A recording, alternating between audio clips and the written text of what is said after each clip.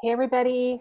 Happy Thursday. I hope you are having an awesome night. I am Haley Gray. I'm the group owner in the Women's Entrepreneur Network. I am a digital marketing expert and a Facebook certified community manager. I'm also the owner of Fiercely Marketing, which is a boutique digital marketing agency. So we do websites, social media, ads, search engine optimization, and a lot of the digital marketing things like funnels. If you're on the live, give me a hashtag live. If you're on the replay, give me a hashtag replay. Let us make tonight's conversation really interactive. I am really excited to be doing this one too, Meg. We're going to be talking about cracking the social media algorithms on Facebook. And we're talking about Facebook in particular, but a lot of these tips are going to work really well for you on other platforms. So let's talk about what an algorithm is. An algorithm is basically a set of rules that the computer follows. So Facebook is a giant computer program. There's really no artificial intelligence or anything like that going on like people think. What artificial intelligence is, it's less of that and more of just a giant set of rules that Facebook follows. So there are a few things that will land you in Facebook jail that will shut you down pretty fast. So I am so excited about doing this, Beth. So we're going to be talking about ways to end up in Facebook jail really quickly, because that will shut you down faster than anything. And the algorithm is basically looking for certain behaviors. They are looking for copyrighted music, trademarked things, fake news. They're looking for scams. They're looking for things that are not legal. Those kinds of things will get you shut down really fast. The next thing that Facebook's algorithms really do seem to be looking for is anything that is very much like a bot. So it's looking for things that, and hey there, good to see you. If you guys want me to be able to see your names, make sure you click the link above for StreamYard so I can see your name. So it's looking for a bot. So Facebook is looking for anything that might be artificially enhanced on the platform. So one of the things that I see a lot of people do that are trying to do growth hacking and do stuff that gets them into trouble pretty fast, and it can cause you to lose access to your account, which you can decide if you're willing to risk that or not, is doing, weird plugins that send out automatic messages to people, or it automatically unfriends people, or it automatically goes out and finds people. So anything that does that runs the risk of landing you in Facebook jail and getting your account shut down. I can tell you actually on LinkedIn that they're actually less forgiving. Facebook is more likely to put you in jail, but not necessarily shut down your entire account on the first try, but LinkedIn will shut you down without warning. So just be aware that there are some differences between the platforms. So, obviously anything that you're doing where you're cutting and pasting is going to cut your engagement. The algorithm is paying attention to cutting and pasting in groups or pages or anything like that. So if you're posting using any kind of an auto poster or scheduling a bunch of things onto different pages, it's all the same content, that's going to count against you in the algorithms. The algorithm doesn't like to see lots and lots and lots of the same things. If you have it used to be a thing like, I don't know, maybe 5 years ago, maybe a little longer now, 6, 7 years ago, people would post something on their personal wall or on a page, and then they'd share it into 20 groups to try to get more visibility. Now, a lot of group owners will just flat out delete those posts because it doesn't get formatted right. It doesn't look right. And you can kind of tell that it's kind of and those posts tend to not get really good engagement. So most group owners who are trying to really do a good job with their groups are going to tend to delete those anyway. But Facebook doesn't really reward you for doing that. The other thing that Facebook will kind of penalize you on is if you have a business page and, you know, every time you post on the business page, you are sharing it onto your personal page. You can do that every once in a blue moon, but it used to be that, you know, when you would do that, you would get 300, 400, 500 or more interactions on that. It seems like the algorithms have changed. So if you're sharing stuff from your business page onto your personal profile, it's not getting the same reach it was even just like a couple of months ago. So that is another thing that has changed. And hey, Susan, good to see you. Another thing that we have noticed that has changed a lot lately with the Facebook algorithm is URLs. So if you copy a link into a post, or if you put a link into a post, Facebook is noticeably throttling those posts. So if you have a post that has a link in it, or if you have a post and you put the link in the comments to try to get around that, Facebook is looking for that link in the comments in the first comment, and it's throttling the post. If you come in and you start responding back with links, it will throttle the post at that point in time. I've played with it a few times and I've noticed that this is happening. So sometimes I'm private messaging people links if I'm friends with them, and it's working like back and forth, trying to see what we can do with the algorithms. So this is something I'm going to address here. Why does Facebook only show the same folks' news and posts? So Facebook seems to have like a top 20 list of the people it thinks that you should be interacting with, or a top list of people that it thinks that you want to see. And it tends to show their stuff to you more often. I noticed about a week and a half ago, and I actually kind of posted a rant on my page about this, that I was only seeing ads in like 4 of the same or 6 of the same posts over and over again.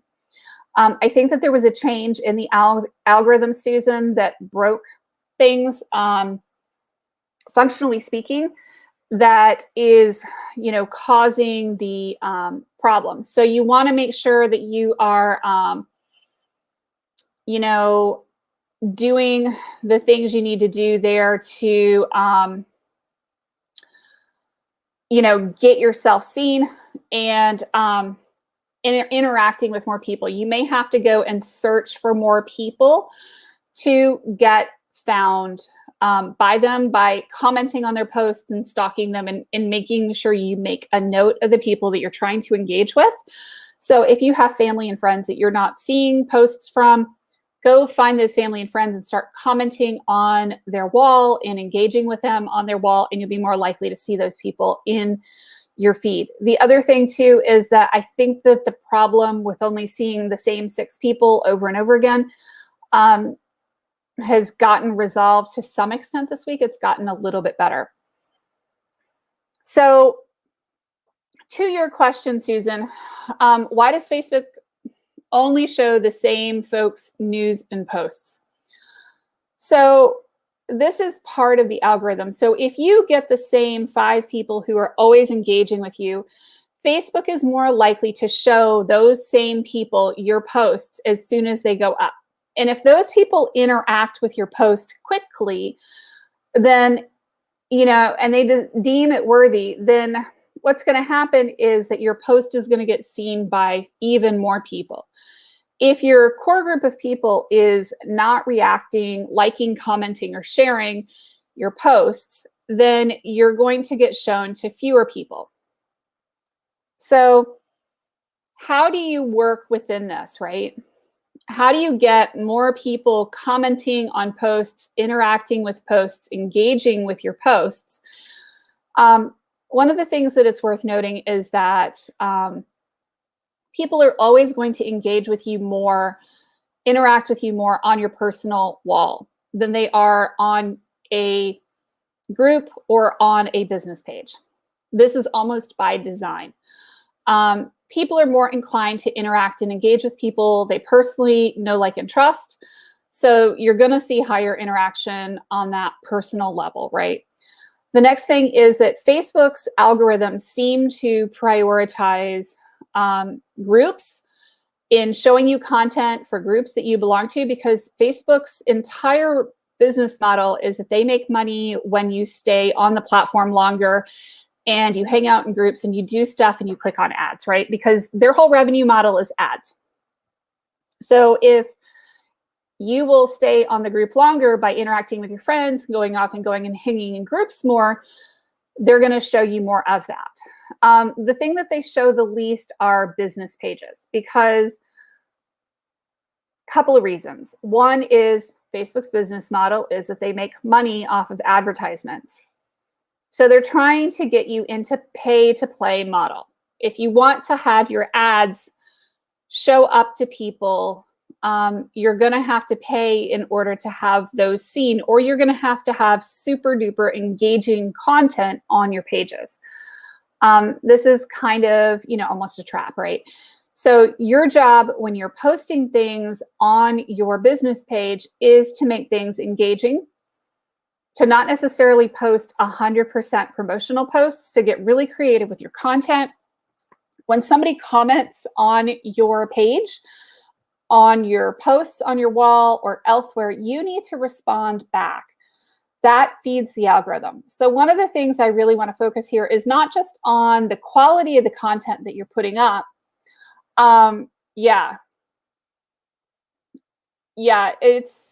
You were about to mention that you mostly get news and posts on all the groups you're in. You don't mind, actually, yeah.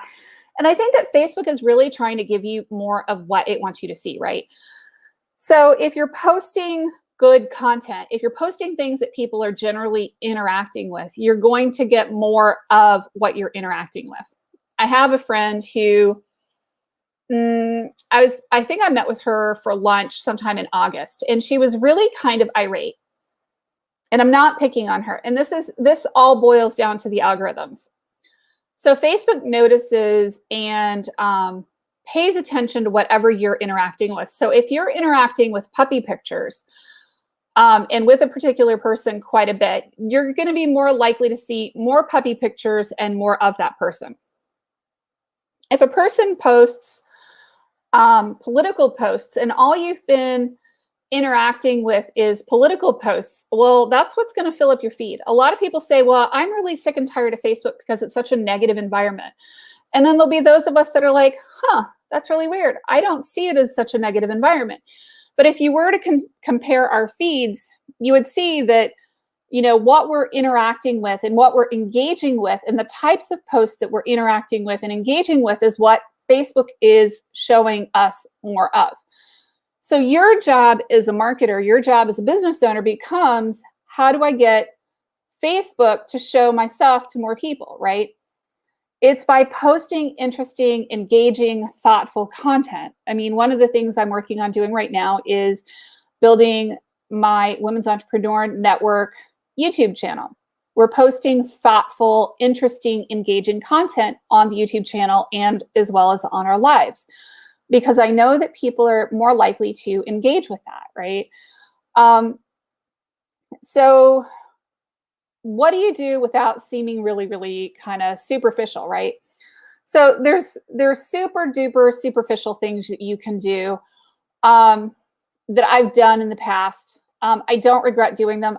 I personally have a really happy, silly sense of humor. Those of you that know me well know that I am fluent in sarcasm, and I have a particular sense of humor. And I will post a lot of things kind of around that sense of humor. And when I was trying to figure out, when I was growing my group, the Women's Entrepreneur Network, how to get people to engage, one of the things that I learned pretty early on is that people will respond to kind of some of the very superficial, silly stuff like toilet paper, over or under. Ice cream. What is your favorite flavor of ice cream? And yeah, So, I started posting these kind of silly questions and I started getting a lot of engagement. So what I learned is that there are kind of levels to the conversations. People will always respond to pictures of yourself, selfies of yourself if you're not posting them too much. They're going to respond to photos of your environment. They're going to respond to photos of your pets. I mean, how many of you have seen pictures of my turtle or my cats, or the fact that my cat was trying to steal my hot dog last night? And then, people respond to those types of things. So that's a little bit more personal than, say, what's your favorite flavor of ice cream? And then the next thing you can do in terms of getting engagement is, asking kind of more thought-provoking questions. One of the ones that I asked this week that I was kind of really enjoying the answers of because I was kind of curious was, what is something that you guys do in your part of the country or in your country that would seem really odd to people in other parts of the world or other parts of the country? And so, we were talking about Vegemite and poutine, and here in the South, pickled pig's feet, chitlins, grits, shrimp and grits is a huge thing. So some of the regional foods are definitely one of those things. And so it was really kind of fascinating to me to compare, how people do things and how they think. And then, those kinds of things are interesting to me because I didn't grow up here entirely in the United States. So to me, it's kind of fascinating to see the differences in the cultures and the parts of the country and different countries. So starting conversations is always going to help you get more visibility. Anything that you can do to start conversations without turning into World War III is a wonderful thing. I'm not a big believer in instigating World War III, but if you're really trying to get a lot of engagements on a post, go out there and post something that's, pretty radical or, thought-provoking, or, hold a very staunch, politicized, or, some view that's very much on one end or the other of some topic, and see what kind of a reaction you start to get on those. I can guarantee that you'll start to get a lot more engagement on those. So if you're really trying to hack the system, you can do that. And then, obviously when people are commenting on your posts, you have two opportunities to engage with each content, each response, each piece of content, right? You can like their respond or, give a reaction to their comment, and you can also respond to their comment. So you don't necessarily do both of those things at the same time. You want to make sure that you are responding to people, giving people love, and responding to them at the same time. So Meg actually made a comment, I'm nosy by nature, so I go look for my people. I don't wait for Facebook to show me what they think I should see. Exactly, right? I'm a big advocate in going and finding the people that you want to go find. So, making sure that you are posting things that people are going to interact with. And the more stuff that you post that people interact with, the better. Now, if you're running a business and you're using Facebook at all for networking, I do want to caution you about posting things that are super politicized, unless you're a political candidate and that's something that you stand for, or, necessarily things that are super religious or offensive or those types of things, because you run the risk of losing clients.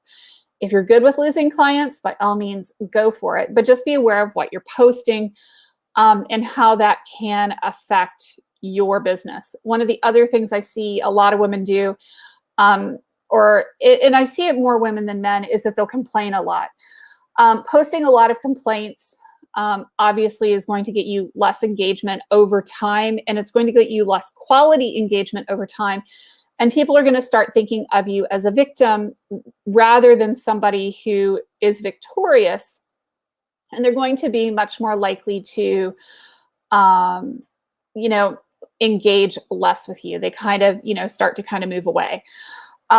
It's a real challenge too when you do have a major issue going on in your life. I've had my fair share of things going on in my life with my daughters, with my kids, with my husband, with my family, with my business.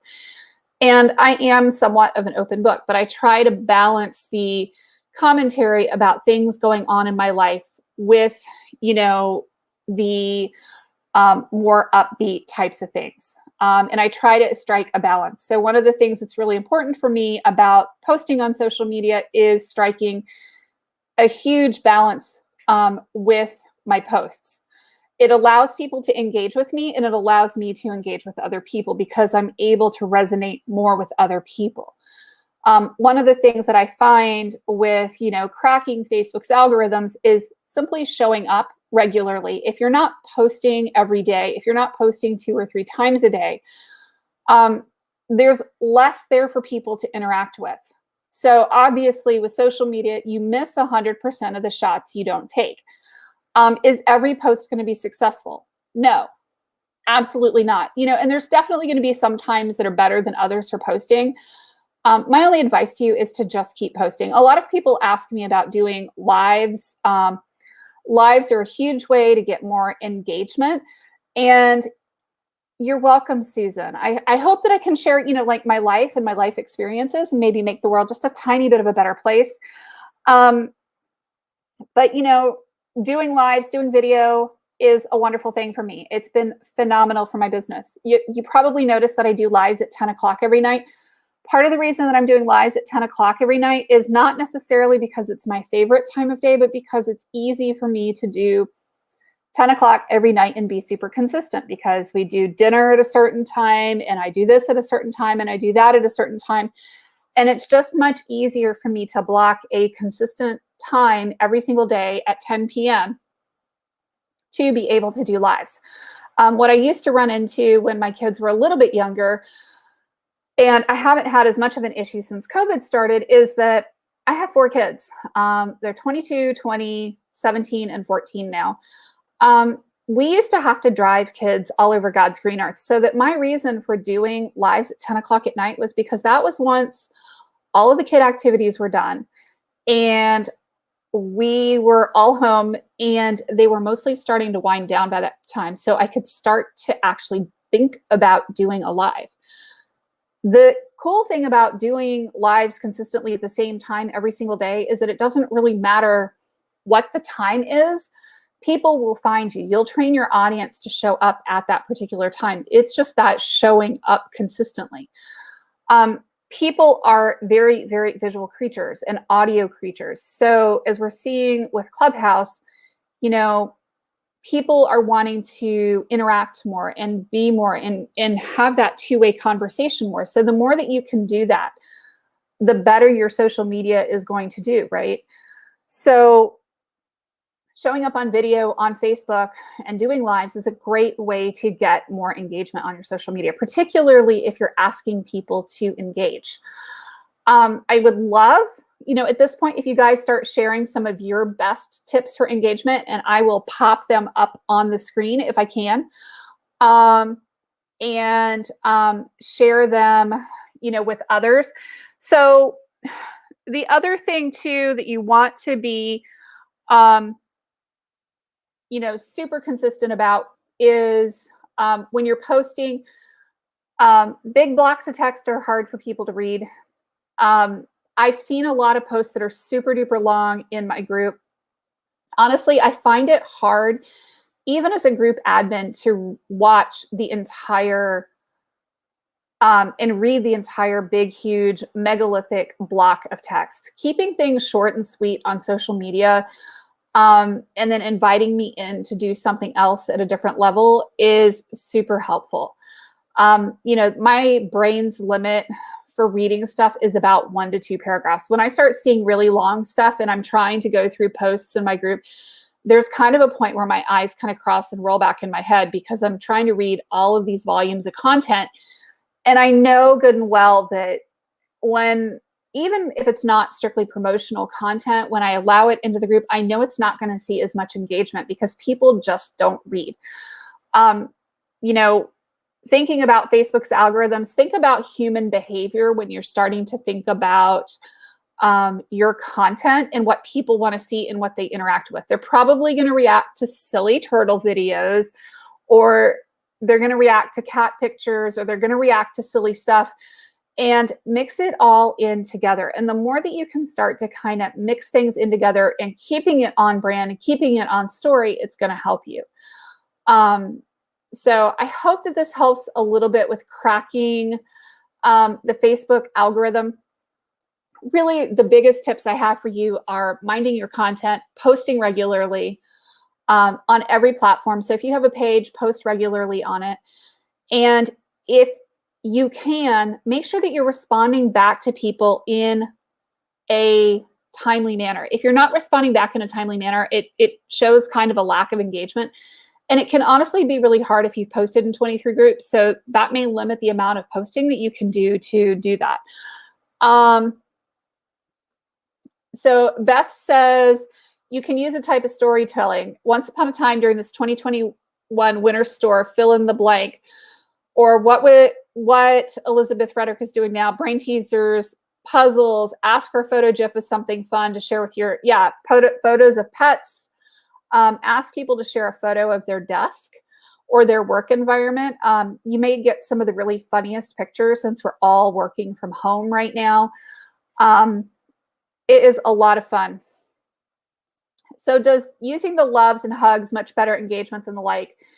Yes, Beth, I believe that using anything other than the thumbs up tends to get better traction with Facebook than just the thumbs up. From what I can tell, what I've heard and seen, just the thumbs up is not necessarily going to get you as much interaction. I have also heard and seen that the faster you start getting comments on a post, the better the post is going to do. So if you have a group of friends that can comment on a post when it's relatively young, do that. If you are, offering like registration to a workshop or an event or something, don't put the link in immediately. Give the post a little bit of time to marinate before you start popping the link in, because as soon as you pop that link in, Facebook is going to throttle that post. I've seen it time and time again. I've experienced it a few times. You want to make sure that you're getting a ton of engagement on the post, a lot of likes, comments, and whatnot before you go and post a link on it. Now, if you are really, really trying to get engagement on, a registration, that may be the time that you decide to do a Facebook ad. Honestly, that's about the only way that Facebook is not going to prevent you from being seen.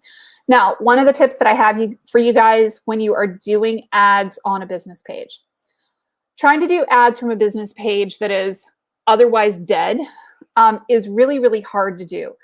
I see a lot of people who want to ramp up their ads hard and fast, and they want to do all this stuff, and that's all well and good. But the problem with that is that you don't have any kind of social credibility.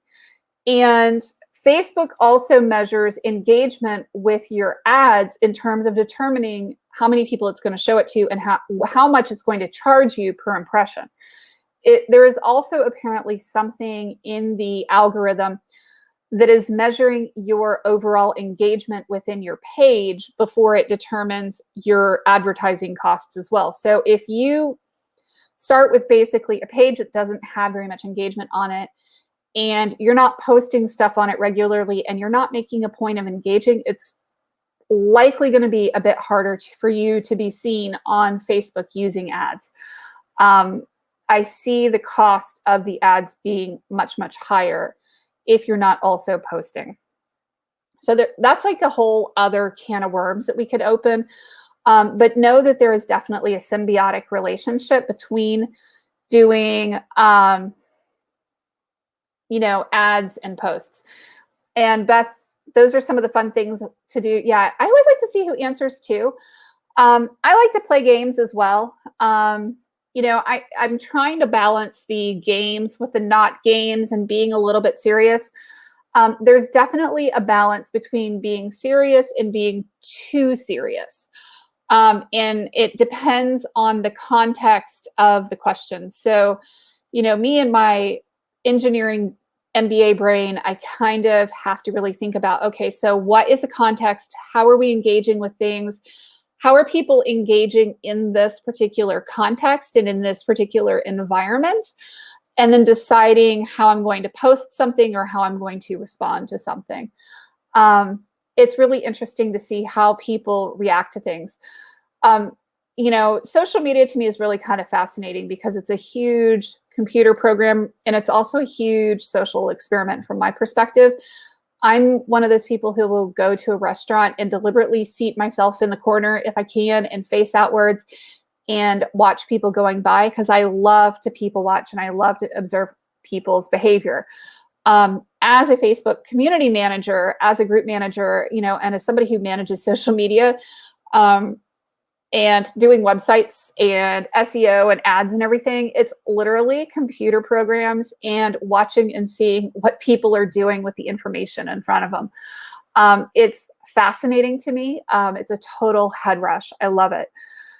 So anywho, I hope that you guys have enjoyed that tonight. I am going to be headed over to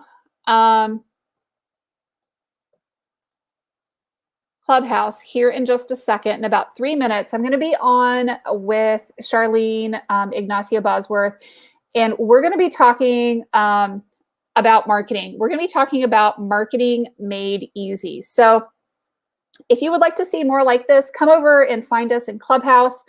Find me on YouTube under Women's Entrepreneur Network. We're posting a ton of content on there, pretty much daily lives. So, you know, if you have a business question, let me know what those are, and I will be happy to get those answered for you. And if I don't know the answer, I'll bring in somebody else who can answer it for you. I hope that you guys have an amazing night. I am Haley Gray. I'm the owner of Fiercely Marketing. If you would like to book a consultation with me and learn a little bit more about what it is that I do, or maybe just sit down and have a chat and get to know each other a bit better, I invite you to book a free consultation with me. It's on the link above or below, whichever way we are doing it, whether we're on Facebook or YouTube. Subscribe to this channel on YouTube to get notified when we go live. And we are trying to deliver some amazing content to help you guys grow your business. So come on over and find us in the boardroom, Marketing Made Easy. Here in just a few minutes. We'll talk soon. Take care, guys. Bye-bye.